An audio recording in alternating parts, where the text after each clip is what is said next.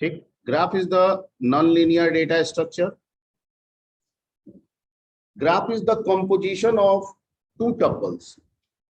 दो टपल्स का कंपोजिशन है, such as vertex and edge. वो दो टपल्स कौन कौन से हैं? तो एक है वर्टेक्स और दूसरा है एज. यानी हम कोई ग्राफ बना रहे हैं या ग्राफ के बारे में डिस्कशन कर रहे हैं तो उस ग्राफ में दो ही चीज होंगे, एक होगा वर्टेक्स और दूसरा होगा एज. एक होगा वर्टेक्स और दूसरा होगा एज. ट्री में भी वही चीज था, लेकिन ट्री में हम लोग वर्टेक्स की जगह पे नोड का इस्तेमाल करते थे. किसका इस्तेमाल करते थे? अब सवाल उठता है कि यहाँ पे अगर हम वर्टेक्स की जगह पे नोड लिख देंगे तो क्या गलत हो जाएगा? बिल्कुल नहीं गलत होगा. ठीक है, यहाँ भी एक्सेप्ट कर लिया जाएगा. पर ग्राफ के हिसाब से जो स्पेसिफिक वर्ड है वो नोड के बजाय क्या वर्ड है? Specific vertex. क्लियर? ठीक. तो such as vertex and edge. So mathematically we can write G is equal to V, E. तो मैथमेटिकली इसको हम लोग कैसे लिखेंगे? G का मतलब क्या हो गया? ग्राफ. ठीक है, V का मतलब क्या हो गया? वर्टेक्स. और E का मतलब क्या हो गया? एज. ठीक है, यानी एक ग्राफ बनता है वर्टेक्स और एज से मिलके. एक ग्राफ कंपोजिट होता है वर्टेक्स और एज से मिलके. Point clear? अब वर्टेक्स क्या है यहाँ पे? ठीक है, तो vertex is nothing but a node. क्या है? एक नोड है. ठीक है, that contain some value which represent something.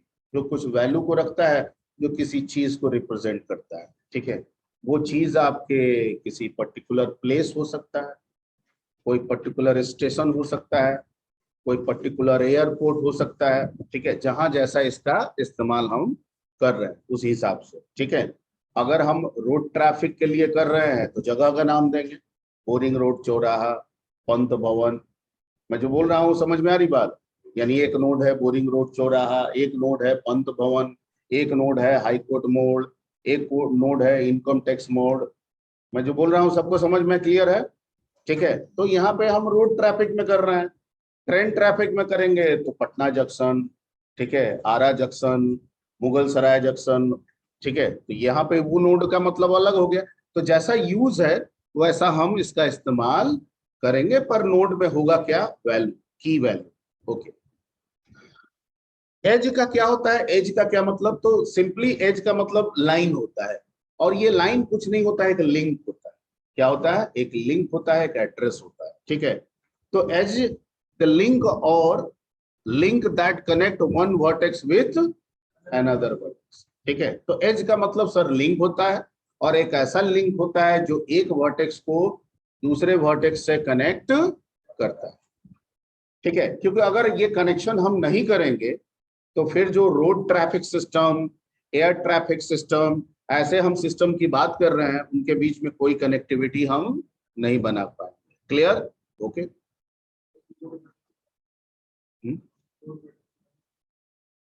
ऊपर में है. हाँ, यहाँ पे है. क्या?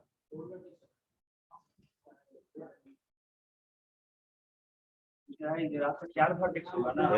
बाबा, ये नीचे बना हुआ है, ये डेफिनेशन है, ये कॉमन डेफिनेशन हम निकाल रहे हैं, थोड़ी ये समझा रहे हैं. हम बता रहे हैं एज का मतलब क्या है. ठीक है, तो चाहे 4 एज हो या 40 एज हो, एज तो एज है. वो एज करता क्या है? तो एज एक लिंक है, और वो एक लिंक क्या करता है? एक वर्टेक्स को दूसरे वर्टेक्स से कनेक्ट करता है. तो एक एज दो वर्टेक्स को कनेक्शन बनाएगा, 20 वर्टेक्स नहीं जुड़ जाएगा.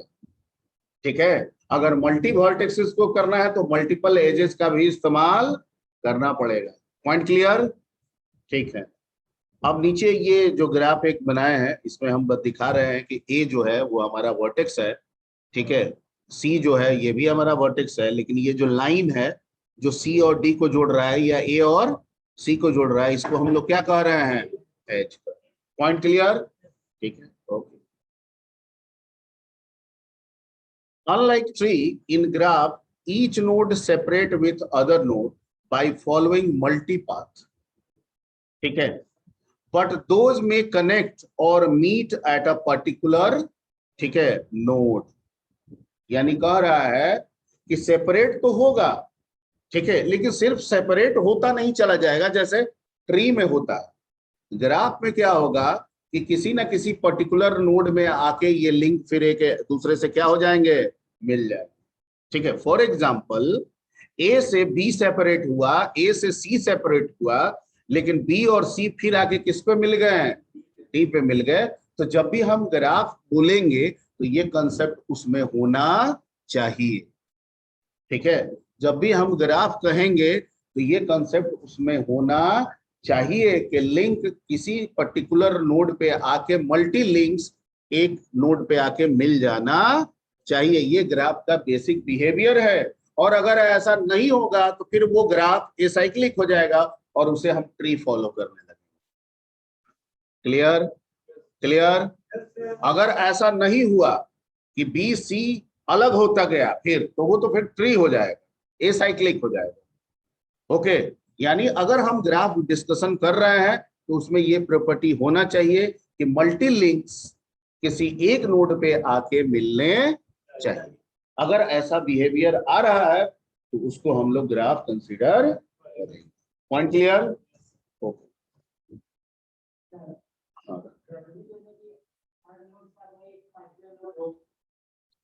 हर नोड का एक कोई पर्टिकुलर नहीं, मान लेते हैं कि दो मिल रहे हैं, दो नहीं। हाँ हाँ, तब भी वो ग्राफिक कंसीडर होगा। हाँ हाँ, मतलब ये जुड़ गया है ना, बाकी दो नहीं भी जुड़ा होगा तब भी ये ग्राफिक कंसीडर होगा। नहीं जुड़ेगा तब भी ग्राफिक कंसीडर होगा। मतलब ये एक प्रॉपर्टी कहीं पे मिल जाना चाहिए। ये एक प्रॉपर्टी जो मैं बोल रहा हूं, जैसे इसका क्वेश्चन है कि मान लीजिए कि यहाँ पे अगर हम सपोज कीजिए,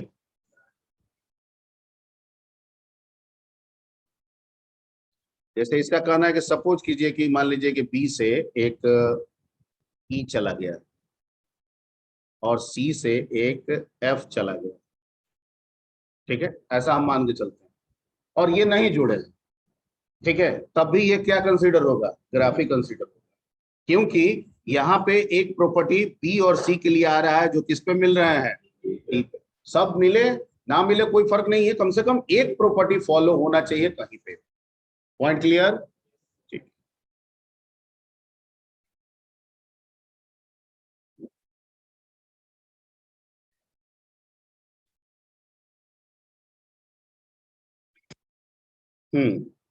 दूसरा पे आते हैं हम लोग, ये सेक्शन 1 सेक्शन 2।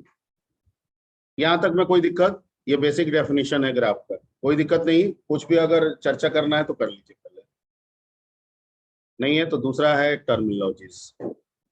बहुत सारे टर्मिनोलॉजीज है, ठीक है, जिनको सीखना है।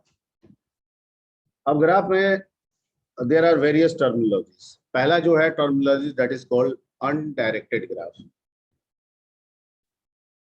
ठीक है, जैसे मान लीजिए कि सपोज कीजिए कि यहां से आपको पाटलिपुत्र गोलंबर के पास जाना है, एक ही रास्ता है ना?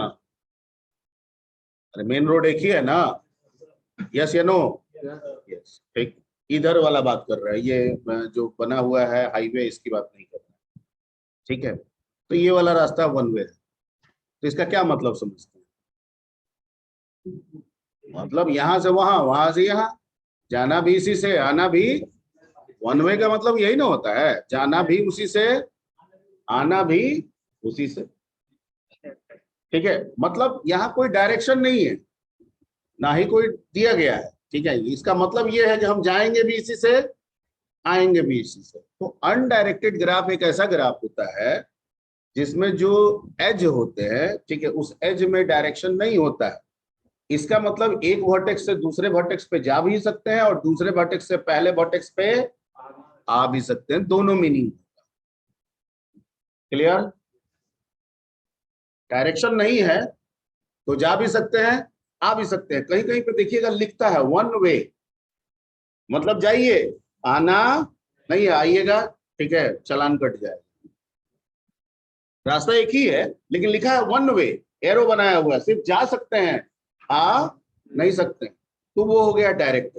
या टू लेन है, जैसे ये हाईवे है, बाएं तरफ से जाइए, दाहिने तरफ से आइए। बाएं तरफ से आ नहीं सकते हैं, दाहिनी तरफ से जा नहीं सकते, तो डायरेक्टेड है।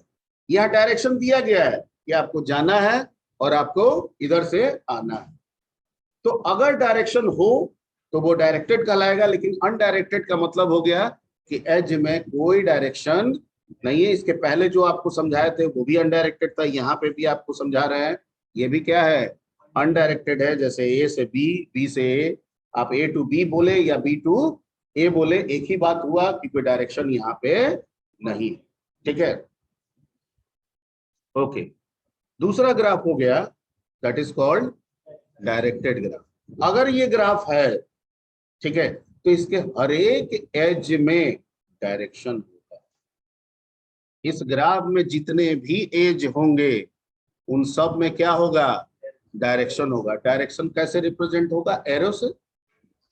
कैसे रिप्रेजेंट होगा, एरो से। ठीक है, तो a directed graph is the graph in which each edge has assigned a direction. It means according to the direction of the edge, we can go from one vertex to another. यानी direction ही decide करेगा कि आप किस vertex से किस vertex पे जा सकते हैं या आ सकते हैं। हो सकता है कि आप जा सकते हैं पर आ नहीं सकते हैं, ऐसा भी हो सकता है। ओके, जैसे यहाँ पे आप देखिए कि ए बी सी लिखा हुआ है। अब ए टू बी का तो डायरेक्शन है पर बी टू ए का डायरेक्शन नहीं। तो ए से बी पे आप जा सकते हैं, लेकिन ए से सी पे आप नहीं जा सकते। ए से सी पे आप नहीं जा सकते हैं। क्यों नहीं जा सकते हैं, क्योंकि डायरेक्शन नहीं है। क्लियर। लेकिन वहीं पे सी से ए पे भी जा सकते हैं और सी से बी पे भी जा सकते हैं, क्योंकि सी से दोनों तरफ का डायरेक्शन है। क्लियर, क्लियर, कंफ्यूजन नहीं है ना, ठीक है, ओके। अब यहां पे दूसरे ग्राफ में ए टू सी में दो आपको दिया गया है। ये बता रहा है कि सर ए टू सी जा भी सकते हैं और सी टू ए आ भी सकते हैं, क्योंकि मल्टीपल एज का इस्तेमाल किया गया है जिसमें मल्टी डायरेक्शन है। एक डायरेक्शन जाने को बता रहा है और दूसरा डायरेक्शन आने को बता रहा है। तो जो ये डायरेक्शन दे रहा है, हमको इसी डायरेक्शन के अंतर्गत इस ग्राफ को फॉलो अप करना है। ठीक है, अनडायरेक्टेड है तो हम कैसे भी फॉलो अप कर सकते हैं, ए टू बी या बी टू ए, वहां कोई टेंशन नहीं है। लेकिन यहाँ पे डायरेक्शन को फॉलो करना होगा। ए टू सी अगर ऊपर वाला में कहें तो गलत हो जाएगा, लेकिन सी टू ए कहें तो सही हो जाएगा। कुछ समझ में आ रही है बात, ठीक है, क्योंकि इसमें डायरेक्शन है, हमें कोई भी फॉलो अप करना होगा ट्रैवर्सिंग का, जाने आने का, तो वो डायरेक्शन के हिसाब से ही करना होगा। ठीक है, ग्राफ में एक स्पेशल प्रॉपर्टी होता है, ठीक है, कि जब ग्राफ होगा तो नोड्स के बीच में एक रिलेशनशिप क्रिएट होगा। लिंक जब जुड़ेगा तो रिलेशनशिप ही ना बनेगा। ठीक है, अब यहाँ ये रिलेशनशिप हायरार्किकल तो होगा नहीं, जैसे ट्री में बनता था, क्योंकि वहां पे एक फिक्स रूट होता था। ग्राफ में कहां से फिक्स रूट है, जहां है वही रूट है। नहीं, हमको पूरे इंडिया को घूमना है, पटना में है, पटना ही मेरा रूट हो गया, अब यहीं से स्टार्ट कर लेंगे सब जगह। दिल्ली में है, दिल्ली से ही स्टार्ट कर लेंगे सब जगह। तो यहाँ पे कोई फिक्स्ड रूट ग्राफ में नहीं होता है। ठीक है, कोई भी रूट बन सकता है, रूट वाला कंसेप्ट यहाँ होता ही नहीं। ठीक है, पेरेंट चाइल्ड वाला भी कंसेप्ट यहाँ होता ही नहीं है, क्योंकि जब रूट का कंसेप्ट नहीं जनरेट होगा तो हायरार्किकल फॉर्म नहीं आएगा, और जब हायरार्किकल फॉर्म नहीं आएगा तो पेरेंट चाइल्ड का रिलेशनशिप नहीं होगा। लेकिन एक रिलेशन तो फॉलो होगा, पड़ोसी का तो फॉलो होगा, कि अगर मैं हूं और मैं इससे जुड़ा हूं तो ये मेरा पड़ोसी है, मैं इससे भी जुड़ा हूं तो ये भी मेरा पड़ोसी है। ठीक है, इसको बोलते हैं नेबर। क्या बोलते हैं, नेबर, या एडजेसेंट भी कहते हैं। क्या कहते हैं, एडजेसेंट। तो अगर मैं एक नोड हूं तो मेरा एडजेसेंट नोड, अगर मैं ये दोनों से लिंक्ड अप हूं तो मेरा एडजेसेंट नोड ये हुआ और ये हुआ। हाँ, इनका ये इससे जुड़ा है तो इसका एडजेसेंट क्या हो सकता है, ये हो सकता है। तो एडजेसेंट टू एडजेसेंट करके हम पूरे ग्राफ को क्या कर सकते हैं, ट्रैवर्स कर सकते हैं। Point clear. तो इसमें नोड के क्या होंगे, कोई पेरेंट नहीं होगा, कोई चाइल्ड नहीं होगा, कोई रूट नहीं होगा, लेकिन हर एक नोड का कुछ ना कुछ पड़ोसी नोड जरूर होंगे। जैसे यहाँ पे, हाँ नहीं, फर्स्ट ग्राफ में डायरेक्टेड है, और यहाँ जो पड़ोसी है वो सिर्फ बगल होने से नहीं है, डायरेक्शन के हिसाब से होगा। तो यहाँ बताया जा रहा है कि ए के पड़ोसी भले बी और सी दिख रहे हैं, पर बी इसका एक्चुअल पड़ोसी है, सी इसका एक्चुअल पड़ोसी नहीं है, क्योंकि ए से सी पे जाने का कोई डायरेक्शन नहीं। सी, अब ये तो प्रॉपर्टी हो सकता है, ठीक है, ये तो प्रॉपर्टी हो सकता है। ठीक है, कहीं से आ रहे हैं तो रूट आपका चेंज हो जा रहा है, आपको मिलाना भी नहीं है। गया रूट से भी आप दिल्ली पहुंचते हैं, जो जाके मुगल सराय में मिल जा रहा है, मिल जा रहा है ना। पटना रूट भी जाके कहाँ मिल जा रहा है, मुगल सराय। लेकिन कहीं से तो फूट जा रहा है, एक गया की ओर चला जा रहा है, एक पटना की ओर आया जा रहा है, शायद उधर क्यूल यूल समथिंग कुछ है, क्यूल जंक्शन है ना इधर, वहां से एक चला जा रहा है गया की तरफ, और एक चला आ रहा है किधर, पटना की तरफ। समझ में आ रही बात। तो जैसा रिक्वायरमेंट होगा वैसा हम काम करेंगे। Point clear.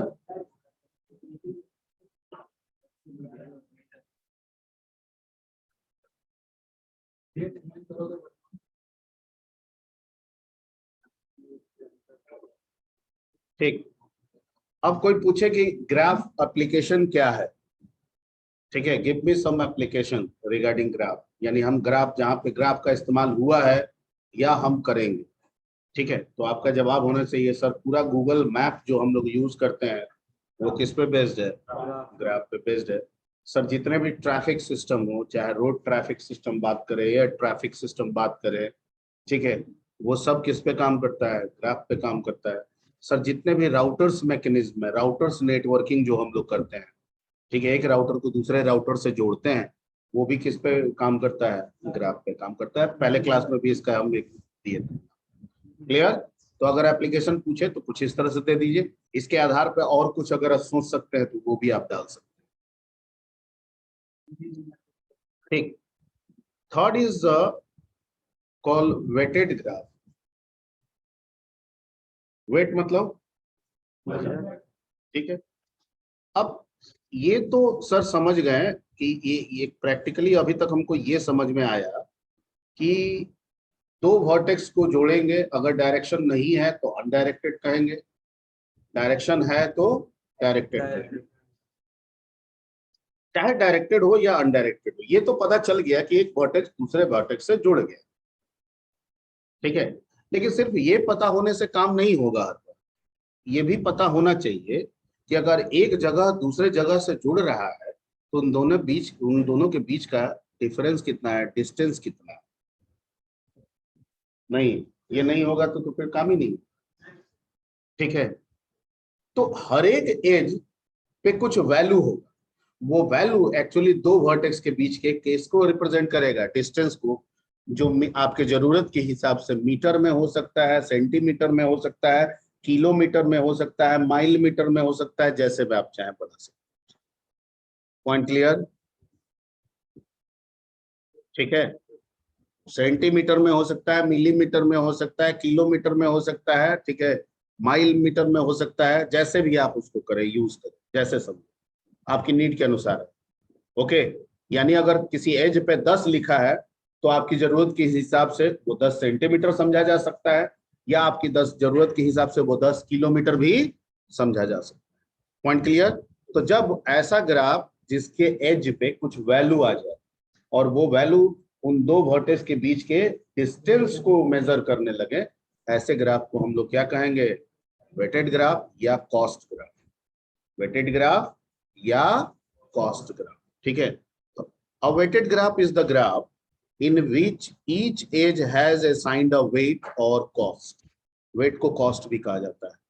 These these this weight or cost of the age may define the distance between two vertices. Point clear? ठीक है।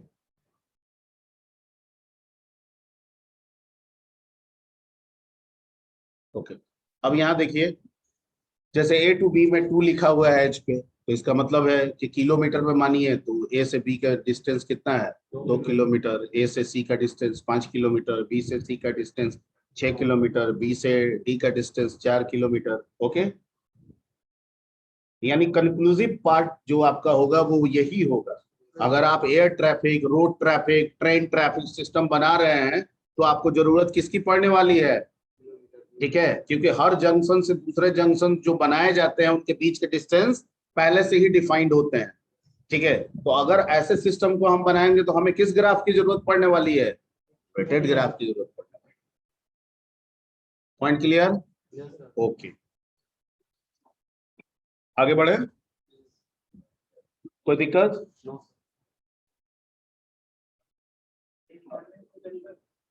नहीं, क्या निकालने का तरीका? नहीं, ये कैसे निकालने का तरीका होगा, ये तो फिक्स है। अब भैया आपको रेलवे का ट्रैफिक सिस्टम बनाना है तो पटना से अगला जंक्शन मान लीजिए आरा जंक्शन, तो एक नोड आप, एक वर्टेक्स आप पटना जंक्शन दिखा रहे हैं, दूसरे आरा जंक्शन दिखा रहे हैं, लिंक आपने जोड़ दिया, तो इस लिंक के बीच का डिस्टेंस यहाँ से अगर 60 किलोमीटर आ रहा है तो आप कितना देंगे उसको, ये तो प्री डिफाइंड है, ठीक है, ये तो प्री डिफाइंड है। अब नहीं है तो मैनुअली जो नाप मापने का जो पैमाना है वो लेके करेंगे, ठीक है। पुराने जमाने में पहले सुनते थे कि लग्गी से नापा जाता था, ठीक है, उसके बाद हुआ पैर के डिफरेंस से या हाथ के डिफरेंस से नापा जाता था, उसके बाद कुछ मेजरमेंट का कंसेप्ट आया, उससे नापा जाता है, ठीक है। वो जो रोड, आप रोड चलते हैं तो देखते हैं कि 1 किलोमीटर 2 किलोमीटर लिखा रहता है ना, तो वो गवर्नमेंट मेजर करके ही वहां पे ये करती है, ऐसा नहीं है कि अंदाजा पे जाके वहां पे खूटा गाड़े हुए, ऐसा नहीं है ना। जमीन वमीन भी होता है तो देखते हैं कि वो आता है, वो टेप लेके आता है, उससे मेजर करता है, तब बाउंड्री डिफाइन होता है, ऐसा नहीं कि अंदाजा पे ये खुट्टा मेरा गड़ गया है, यही बाउंड्री है।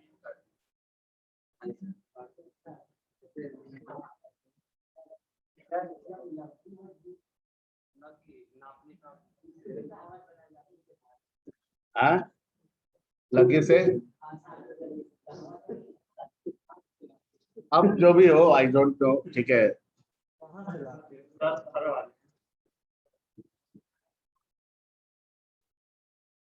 ठीक, तो let's come to the next, that is a graph. दो तरह का होता है, एक साइक्लिक और एक साइक्लिक, तो इसको टर्मिनोलॉजीज के अंतर्गत ही आपको बताया जा रहा है। पहले साइक्लिक ग्राफ के बारे में समझते हैं, फिर एसाइक्लिक ग्राफ के बारे में समझेंगे। तो साइक्लिक ग्राफ में कह रहा है कि cyclic graph is the graph in which there all vertices are connected with each other directly और इनडायरेक्टली, जहां पे डायरेक्टली या इनडायरेक्टली सब एक दूसरे से क्या है, कनेक्टेड है, और फॉर्मूला लाइक अ साइकिल, ठीक है। जैसे यहाँ पे देख रहे हैं, ए से बी कनेक्ट है, ए से सी कनेक्ट है, और बी सी भी किससे कनेक्ट है, डी से, तो सब एक दूसरे से कनेक्ट हो गए, डायरेक्ट या इनडायरेक्ट। अगर हम कहें कि क्या ए डी से कनेक्ट नहीं है, तो कनेक्ट है सर, इनडायरेक्ट कनेक्ट है, क्योंकि ए से पहले बी के पास जाएंगे और फिर बी से किसके पास जाएंगे, डी के पास जाएंगे, ठीक है। तो ऐसे ग्राफ को हम लोग क्या कहेंगे, साइक्लिक, साइक्लिक जिसमें साइकिल फॉर्म हो। और दूसरा हो जाए, ये साइक्लिक को हम ऐसे भी समझ सकते हैं कि उस नोड से होते हुए, विजिट करते हुए फिर हम उस नोड पे आ जाए, ऐसे भी समझ सकते हैं। तो ए से बी, बी से डी, डी से सी, सी से फिर ए, घूमते हुए आ गए, ठीक है। तो भी इस नेचर को हम लोग क्या मानेंगे, साइक्लिक मानेंगे, ठीक है। साइक्लिक हो जाएगा, एक मिनट, कहाँ साइक्लिक हो जाएगा यार, ए से बी, बी से डी, क्या कनेक्ट करता है, तो आप यहाँ हमेशा शुरू करेंगे यहाँ से, कहाँ जाएंगे वहां पे कैसे चल जाएंगे, उसको उसका पॉइंट उससे होना चाहिए। ओ, अब हम पटना से आरा गए, हाजीपुर जाना है, तो फिर आरा से पटना बैक हो गया, फिर पटना से हम हाजीपुर भेज दिए, तो उसको तुम साइकिलिक कहोगे, वो साइकिलिंग नहीं हो, तो बैक करवा दिए, ठीक है, आरा से हाजीपुर मिलेगा तब साइक्लिक नेचर। ठीक है। चलिए ले यहाँ कॉन्सेंट्रेट यहाँ पे। ठीक है,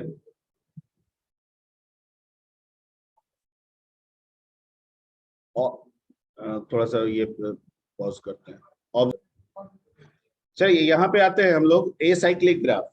ठीक है, तो a cyclic graph is the graph in which each vertex connected with other vertex in the manner like each one separate from another, like each one separate from another, or each following a separate path or edge to connect with other। ठीक है, यानी एक separation चलता जाए तो उसको हम लोग क्या कहेंगे, ए साइक्लिक ग्राफ कहेंगे। और इसी एक साइक्लिक ग्राफ को हम लोग किस नाम से पढ़े थे, ठीक है सर।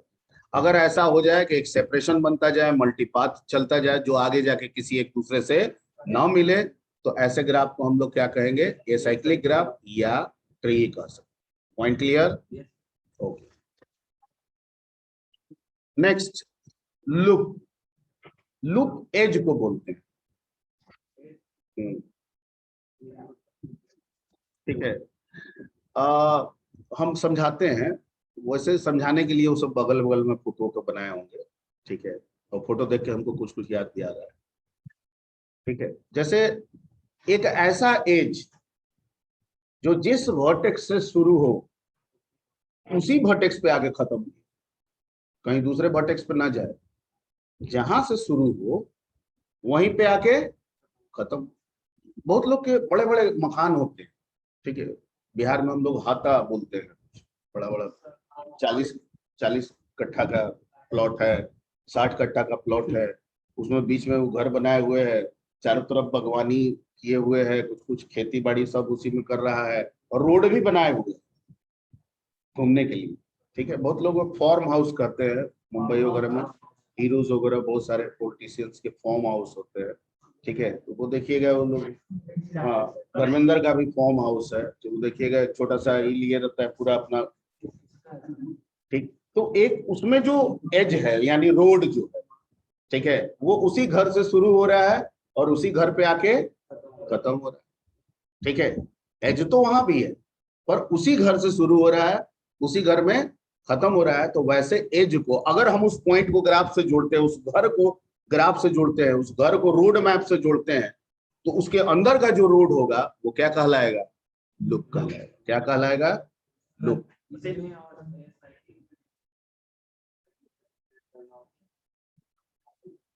ये साइक्लिक दूसरा चीज हो गया। तो साइक्लिक दूसरा चीज हो गया।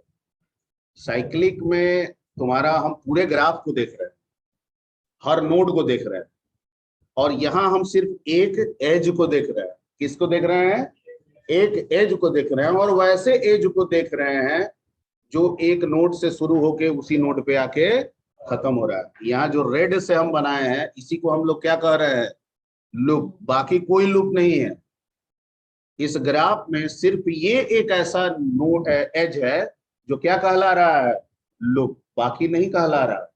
हम इसे नहीं कह सकते हैं, इसे हम नहीं कह सकते हैं, इसे हम नहीं कह सकते हैं, इसे हम नहीं कह सकते हैं, इसे हम नहीं कह सकते हैं। हम सिर्फ इस रेड वाले को क्या कह रहे हैं कि ये लूप है। क्यों, क्योंकि ये एज यहीं से शुरू हुआ और यहीं पे आके खत्म हुआ। Point clear? तो loop is nothing but an edge. Loop क्या है, एज है। कैसा एज है, क्या एक वर्टेक्स से दूसरे वर्टेक्स को मिलाने वाला एज है, नहीं, एक वर्टेक्स को उसी वर्टेक्स से मिलाने वाला एज। ठीक है, यानी एक ऐसा एज है जो जिस वर्टेक्स से शुरू हो उसी वर्टेक्स पे खत्म भी हो। क्लियर? अब कोई प्रैक्टिकल यूज पूछा था कि क्या है, कब इसकी जरूरत पड़ेगी, तो वही हाथा वगैरह फॉर्म हाउस वगैरह वाला लेके कंसेप्ट बताने की कोशिश किए थे कि अगर इस तरह का हो और मान लो कि ये भी ग्राफ का एक पार्ट हो, तो क्या क्या कहोगे, इसमें भी तो रोड आ जा रहा है, इसमें भी तो एज आ जा रहा है। अब ये एज इसी घर से शुरू हो रहा है और इसी घर पे खत्म हो जा रहा है, तो इस एज को क्या नाम दोगे? ठीक है, लूप है।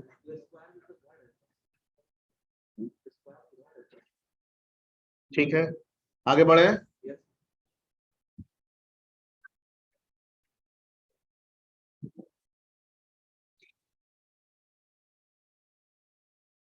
एक ग्राफ होता है जिसे हम लोग कनेक्टेड ग्राफ कहते हैं। हाँ, सब टर्मिनोलॉजी, ठीक है। और ये सब में से आते हैं क्वेश्चन इन सब में से।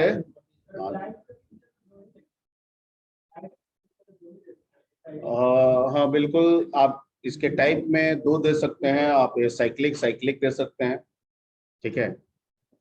अगर ग्राफ के टाइप पूछे, how many types of graph, you can say that it is a two types, one is cyclic, second is, ठीक है। लेकिन अगर पूछे कि give me the types of graph according to direction, then you have to define, one is a undirected, another is a directed, one is a undirected, another is a directed। समझ में आई बात?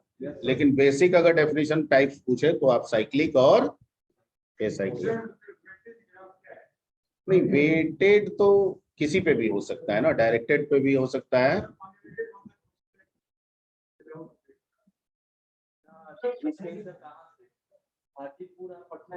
अरे भैया क्या पढ़े थे? तो जो अनडायरेक्टेड या डायरेक्टेड ग्राफ कर रहे हैं जिसमें कोई ये नहीं है, उसी को अनवेटेड बोलेंगे,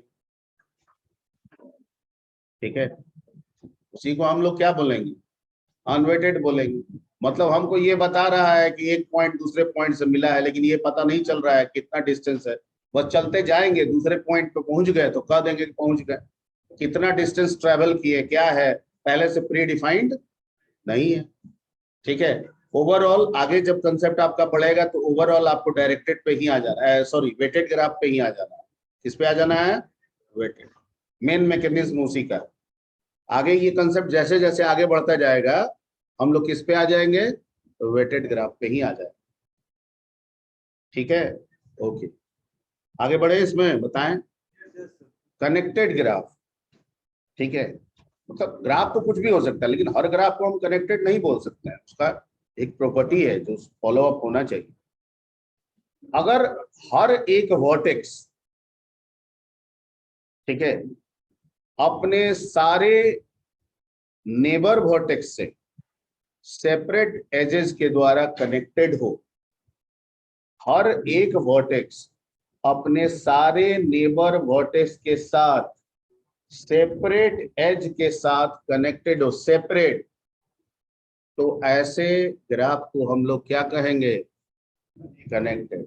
जैसे पहला वाला ग्राफ है पर कनेक्टेड नहीं, क्योंकि अगर ए का एडजेसेंट देखें, नेबर देखें, तो 3 मिल रहा है, बी सी और डी। अगर टेक्निकली देखें तो ये कह रहा है कि बीसी से तो कनेक्टेड है, डी से कनेक्टेड नहीं है, तो इसलिए इसको कनेक्टेड ग्राफ के श्रेणी में हम नहीं रखेंगे। लेकिन दूसरा वाला में दिखा रहे हैं कि ए से बी भी है, ए से सी भी है, ए से डी भी है।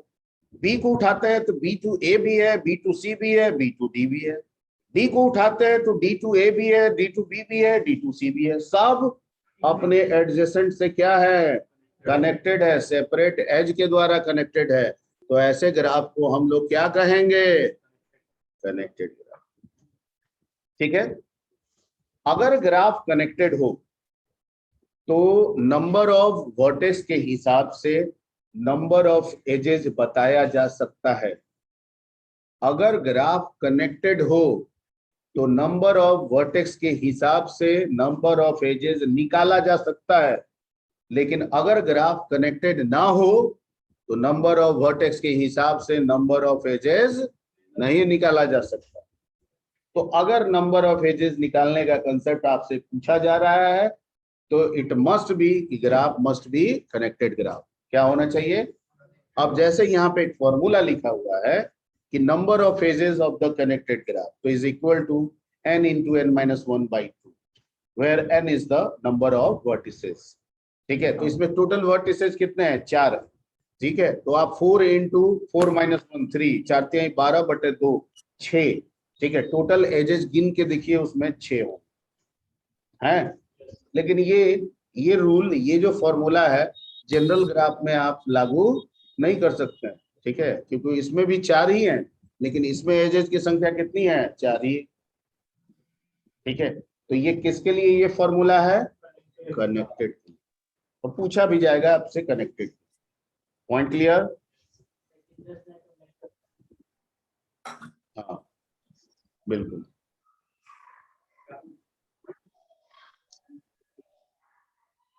ठीक है। मल्टीपल एजेस, मल्टीपल एजेस, ये कंसेप्ट क्या है? ठीक है, मल्टीपल एजेस। राहुल राज कौन है जी? आवाज आ रहा है बैकग्राउंड से।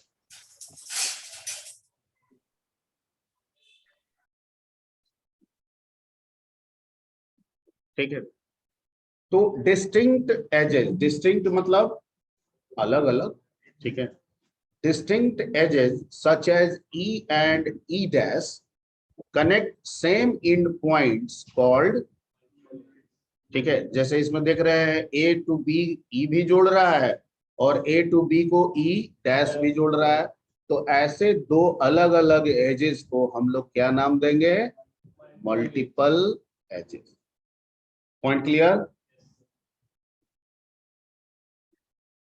यानी दो वर्टिसेस के बीच में दो अलग अलग एजेस आ जाए तो उन दो अलग अलग एजेस को हम लोग क्या कहेंगे? Multiple edges. हाँ हाँ हाँ बिल्कुल हो जाएगा।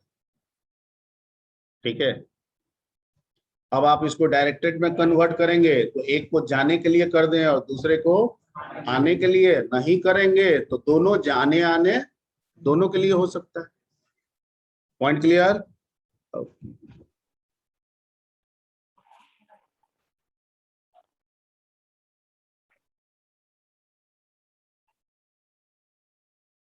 पाथ, ये एक इंपॉर्टेंट टर्म है, ये सब जानना है, आगे ये सब रिपीट होगा। पाथ किसे कहेंगे? ठीक है, तो कहता है कि a path is the sequence of vertices, a sequence of vertices where each adjacent to next, adjacent मतलब पड़ोसी। ठीक है, मतलब हमेशा पहला दूसरे के क्या होगा? पड़ोसी होगा। पहला वर्टेक्स दूसरे वर्टेक्स का क्या होगा? पड़ोसी होगा, और ये एक सीक्वेंस में आगे बढ़ता चला जाए। इसी सीक्वेंस को हम लोग नाम क्या देंगे? पाथ। फॉर एग्जाम्पल, ठीक है, कि यहाँ पे लिखा है कि how you can define the path from A to D, this is the undirected graph. So you can say that जो बगल वाला ग्राफ दिया हुआ है उसमें ए से डी तक जाना है, उसका पाथ निर्धारण करना है, तो ए टू बी भी हो सकता है और बी टू डी भी। ठीक है, बोर्ड को देखना है, एक ये भी पॉसिबिलिटीज हो सकती है। सर दूसरा पॉसिबिलिटी भी तो हो सकता है sir A to C, C to D, बिल्कुल ये भी पॉसिबिलिटीज हो सकती है। सर तीसरा पॉसिबिलिटीज भी तो हो सकता है sir A to B, B to C, ठीक है, और C to A, sorry C to D. ठीक है, ये भी हो सकता है। सर चौथा भी पॉसिबिलिटीज हो सकता है ना, A to C, C to B and B to, ठीक है, किसी कोई भी पॉसिबिलिटीज हो सकता है। ये अलग बात है कि आगे चल के हम कोई एक ही पॉसिबिलिटीज उठाएंगे, हम वही पॉसिबिलिटीज उठाएंगे जो छोटा होगा, जिसका डिस्टेंस कम होगा। अरे हमको जाना है, ठीक है, तो हम लॉन्ग डिस्टेंस ट्रेवल करके क्यों जाएंगे? हम शॉर्ट डिस्टेंस ट्रेवल करके जाएंगे। तो पॉसिबिलिटीज ये चार है। ठीक है, आगे हमको वेटेड ग्राफ मिलेगा, सबका वेट जोड़ देंगे, जिसका कम वेट होगा वो वाला हम पाथ को फॉलो करेंगे, जिसका ज्यादा वेट होगा वो वाला पाथ को हम फॉलो। मैं जो बोल रहा हूं समझ में आ रही बात? यही आगे चल के वेटेड में कन्वर्ट हो जाएगा। ठीक है, हमको एक जगह से दूसरे जगह जाना है, पाथ निर्धारण करना है, तो भाई हमको शॉर्टेस्ट पाथ ना चाहिए, छोटा पाथ ना चाहिए। ठीक है, तो हम जो सबसे कम वेट वाला होगा उसी को फॉलो अप करेंगे। ठीक है, तो आगे शॉर्टेस्ट पाथ प्रॉब्लम भी आपको बताया जाएगा, जिसको मिनिमल स्पैनिंग ट्री भी के नाम से जानते हैं, और इसके लिए कुछ एल्गोरिथम है, प्रिम्स क्रूस्कल एल्गोरिथम है, जो आपको बताया और समझाया जाएगा। ठीक है, और इम्पोर्टेंट भी है, आता भी है, पूछता भी है। नहीं, एक्चुअली इस चीज को ये करने के लिए ग्राफ को ना कन्वर्ट किया जाता है ट्री। ठीक है, शॉर्टेस्ट पाथ प्रॉब्लम को फाइंड करने के लिए कि हमको विजिट करना है। ठीक है, तो हम अगर एक पॉइंट से दूसरे पॉइंट तक विजिट करेंगे तो उस ग्राफ का जो शॉर्टेस्ट पाथ है वही हमको मिलना चाहिए। 50 रास्ते हो सकते हैं, हम क्यों फॉलो अप करेंगे, हमको शॉर्टेस्ट पाथ चाहिए। ठीक है, जब आप मेल भेजते हैं, ठीक है, तो राउटर्स तो बहुत सारे जुड़े हुए, लेकिन हमको उसमें से एक ऐसा डिस्टिंक्ट पाथ दीजिए जो उन सब में क्या हो, छोटा हो, ताकि हमारा मेल जल्दी से जल्दी पहुंच जाए। ठीक है, उस पे आते हैं, उस पर धीरे धीरे दिमाग खुल जाएगा, अभी दिमाग पे ज्यादा जोर नहीं डालने का, अभी कॉन्सेप्ट को समझने का। ठीक है, तो ये क्लियर हो गया। साइकिल, ठीक है, ये साइक्लिक नहीं है, साइक्लिक टाइप ऑफ ग्राफ है, ये क्या है, साइकिल है, पर टर्म उसी से रिलेटेड भी है। ठीक है, साइकिल तो कहता है कि a path from a node to itself is called cycle, यानी एक ऐसा पाथ को हम फॉलो करते हैं जो एक नोड से शुरू होता है, ठीक है, और अपने एडजेसेंट को फॉलो अप करते हुए फिर उसी नोड पे आके क्या हो जा रहा है, खत्म भी हो जा रहा है। तो ऐसे पाथ को हम लोग क्या नाम देंगे, साइकिल।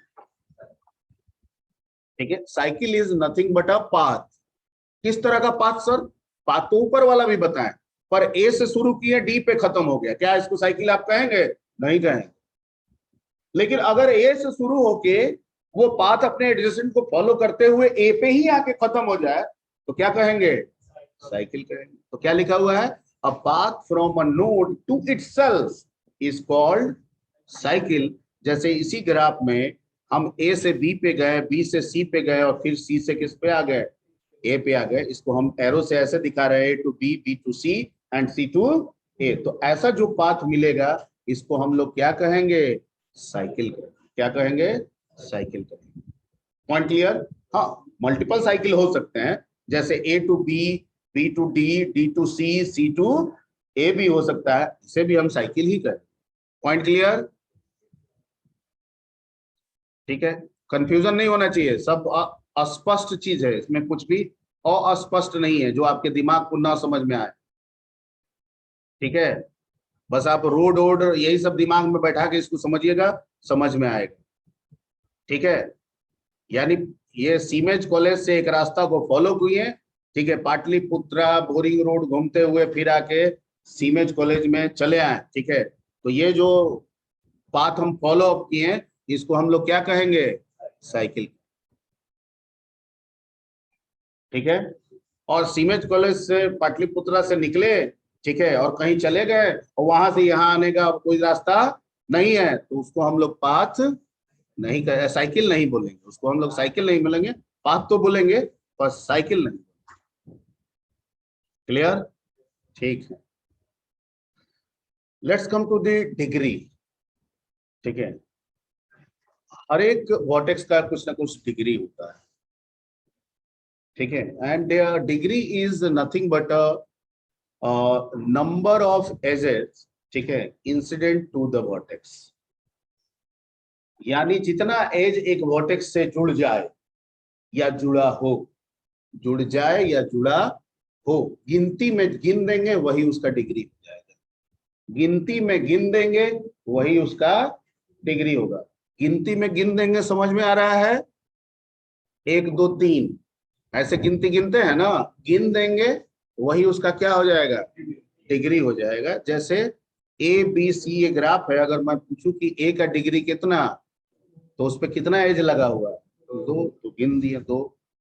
बी से पूछे बी का कितना डिग्री, कितना एज लगा हुआ है उस पर, 3, तो 3। सी पे कितना, 3। डी पे कितना। पॉइंट क्लियर, ठीक है, ओके। अब डिग्री दो तरह का होता है, एक होता है इन डिग्री, एक होता है आउट डिग्री। ठीक है, जो हम ग्राफ फॉलो अप करते हैं, ग्राफ में वर्टिसेस कुछ इस तरह से एक दूसरे से कनेक्टेड होते हैं कि उनमें एक कंसेप्ट फॉलो अप होता है हेड और टेल का। क्या फॉलो होता है, हेड और टेल, या तुम हमारे ऊपर हो हम तुम्हारे नीचे है, इस तरह से सब। ठीक है, ओके। तो इसमें उसी हिसाब से यहाँ इन डिग्री और आउट डिग्री को समझाएंगे हेड और टेल के रेस्पेक्ट। तो the end degree of a vertex is the number of edges incident to it as a head. अगर किसी वर्टेक्स को कोई एज जोड़ रहा है और उस वर्टेक्स को एज अ हेड बना के जोड़ रहा है, उसकी गिनती जो भी होगी वो n डिग्री, क्या होगी, n डिग्री। Point clear? ठीक। दूसरा, आउट, पहले इन डिग्री नहीं, नीचे से मत, पहले आउट डिग्री से मत, इन डिग्री यहाँ पे देखिए, इसी ग्राफ को यहां से ले लिए। अब यहाँ पे हम पूछे कि इन डिग्री कितना, तो दो एज इसको हेड बना के रखे हुए, क्या बना के रखे हुए है, हेड, ठीक है, तो इसलिए इसका इन डिग्री कितना हो गया, 2। अगर हम बी को पूछे तो बी को एक ही एज इसको हेड बना के रखे हुए, तो इसका इन डिग्री कितना, 1। सी को भी एक ही एज इसका हेड बना के रखे हुए, तो कितना, 1। और डी को पूछे तो डी को कोई भी एज इसको हेड बना के नहीं रखे हुए है, इसलिए इसका इन डिग्री 0। क्लियर? एंड ठीक अपोजिट आउट डिग्री, जो उसको टेल बना के रखे, क्या बना के रखे, टेल, ठीक है। तो the out degree of a vertex is the number of edges incident to it as tail, ठीक है, यानी बॉटम। अब जैसे ऊपर को पूछे क्या ए को टेल बना के कोई रखने वाला एज है, नहीं है, तो आउट डिग्री 0। बी को टेल बना के रखने वाला है, तो सर एक बनाया हुआ है ना इसको टेल, तो आउट डिग्री 1। सी को एक बनाया हुआ है 1, और डी को 2 बनाए हुए हैं, ठीक है। डिग्री को हम लोग ऐसे भी डिफाइन कर सकते हैं मैथमेटिकली कि degree is equal to out degree plus in degree. अगर किसी वर्टेक्स का इन डिग्री आउट डिग्री दोनों निकला हुआ है तो हम डिग्री भी बता सकते हैं, क्योंकि दोनों को जोड़ देंगे क्या मिल जाएगा, डिग्री मिल जाएगा, ठीक है। प्रॉब्लम इज दैट यहाँ पे थोड़ा सा एक लॉजिकल प्रॉब्लम है, ठीक है, जहां पे बच्चे पूछते हैं कि अगर पैरेलल में हो जाए तो क्या करें, ठीक है। तो पैरेलल को अमूमन मोस्ट ऑफ बुक्स जो है, हालांकि यहाँ पे लिखा नहीं है बहुत ज्यादा इसके बारे में, लेकिन ज्यादातर किताबों को फॉलो अप जब हम करते हैं तो जो पैरेलल लाइन है जिससे ना हेड का पता चल रहा है ना टेल का पता चल रहा है, जैसे बी टू सी वाला जो है, तो इसे आप इन डिग्री में ही रख लेंगे।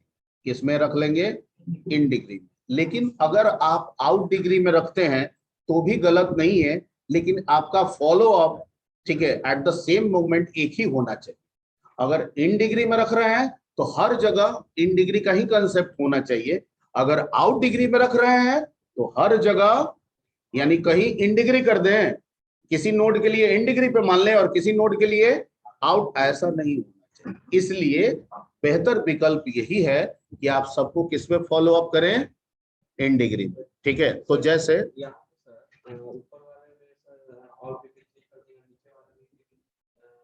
ऊपर वाले में तो आउट डिग्री इन आपका 3 हो जाएगा, आउट 0 हो जाएगा।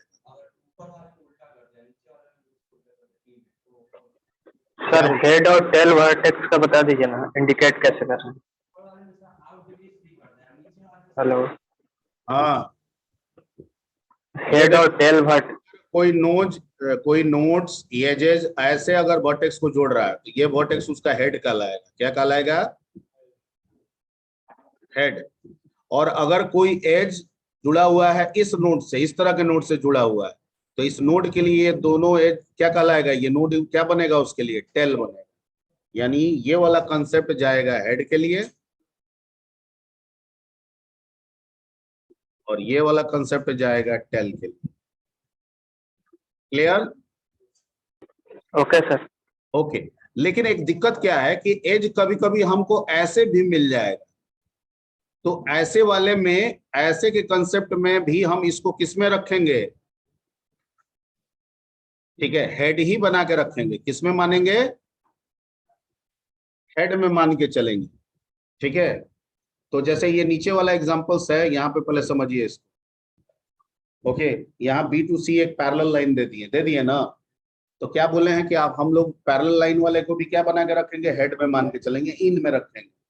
तो ए का इन हो गया 3, आउट हो गया 0। लेकिन बी का इन, बी को हेड कितना बना रहा है, तो एक जो डी से बी तक जा रहा है एक हेड बना रहा है, और दूसरा जो parallel line C to B चला हुआ है वो भी हम हेड ही में मान लेंगे।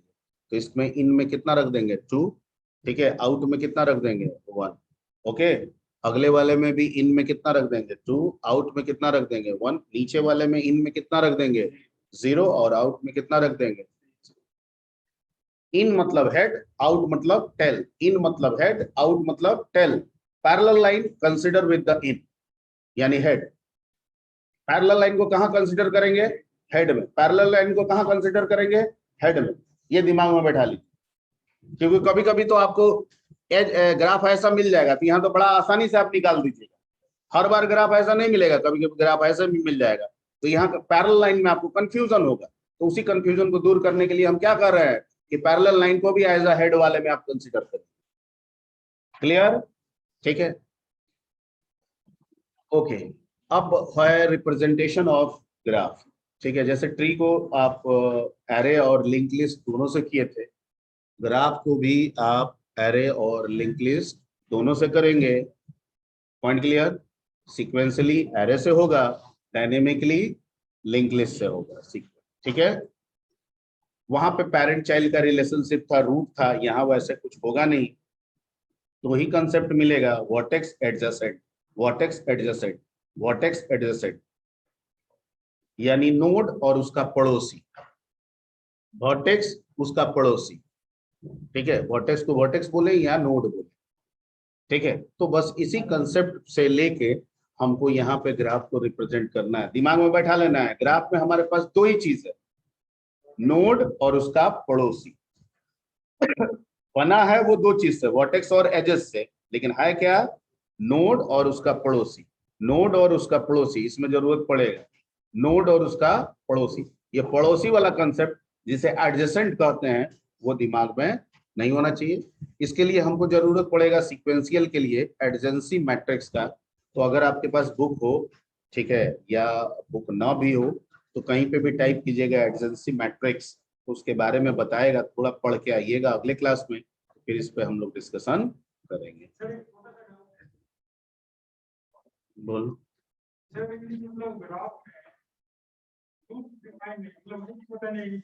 नहीं आता है तो किसी एज के ऊपर में जुड़ा हुआ है, अगर वर्टेक्स का निर्धारण ऐसे हो रहा है तो ये हेड है, ये टेल है। ये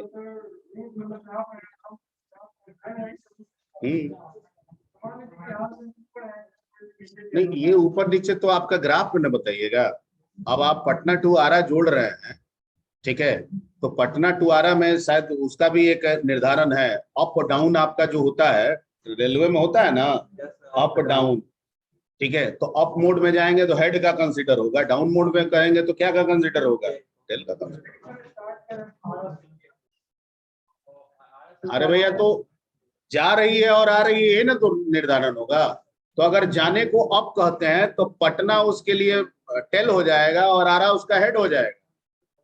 और अगर आरा से कर रहे हैं पटना के लिए, ठीक है, ठीक है, तो अगर डाउन है, ठीक है, तो पटना उसका हेड हो जाएगा, आरा उसका क्या हो जाएगा, टेल हो जाएगा। ऐसे देखेंगे,